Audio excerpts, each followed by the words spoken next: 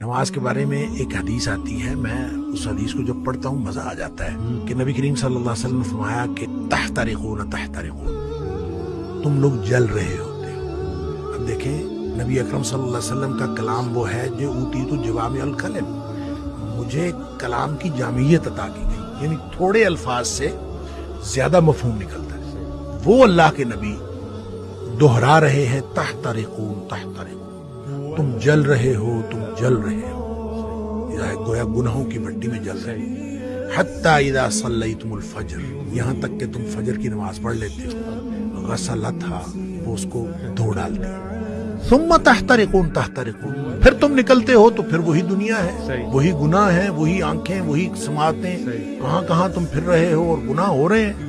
شکر ہے آگے ظہر کی نماز کا وقت آ جاتا ہے، حتی اذا صلیتم الظہر غسلتھا، تم ظہر کی نماز پڑھتے ہو، اس کو دھو ڈالتے ہیں۔ یہاں اسی طرح نبی پاک صلی اللہ علیہ وسلم نے پانچوں نمازوں کا ذکر کیا، ثم تحترقون پھر تم گناہوں کی بھٹی میں جل رہے ہوتے ہو، آگے نماز آ جاتی ہے، غسلتھا، اس کو دھو ڈالتے ہیں۔ لیکن جب عشاء کی نماز کی بات کی نا تو آپ نے فرمایا کہ حتی اذا صلیتم العشاء غسلتھا، وہ اس کو دھو ڈالتی ہے۔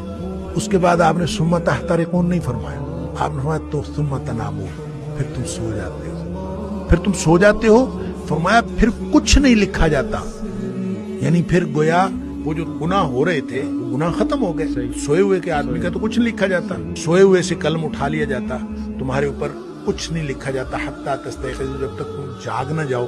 اچھا، اس کا مطلب یہ ہے کہ جو نہیں سویا عشاء کے بعد تو وہ تو تحترقون ہو جائے گا۔ تو یہاں سے ایک بات، ایک مسئلہ نکلتا ہے کہ ہم جو عشاء کی نماز پڑھ کے جاگتے رہتے ہیں اور 11-12 بجے تک جاگتے رہتے ہیں، تو ہم گناہوں کو سمیٹتے رہتے ہیں اور غسلتھا کیے بغیر سو جاتے ہیں، اتنا بڑا رسک لیتے ہیں۔ اس لیے نبی پاک صلی اللہ علیہ وسلم نے حضرت ابو ہریرہ رضی اللہ تعالیٰ کو فرمایا تھا کہ ابو ہریرہ سونے سے پہلے وتر پڑھنا نہ بھولنا۔ یہ جو وتر ہے یہ اصل میں رات کی نماز ہے، یہ عشاء کی نماز نہیں ہے، رات کی نماز ہے۔ تو جس شخص نے تو عشاء کے بعد فوراً سونا ہے وہ تو عشاء کے ساتھ پڑھ لے کہ اس نے سونا ہے اس کے بعد۔ تو جس نے نہیں سونا، رات 11-12 بجے تک جاگنا ہے، تو وہ پھر وتر نہ پڑھے، تاکہ وہ اپنے سونے سے پہلے وتر پڑھے۔ وہ جو جتنا کچھ تحترقون ہوا ہو اس کو غسلتھا کر دے اور پھر آدمی سو جائے۔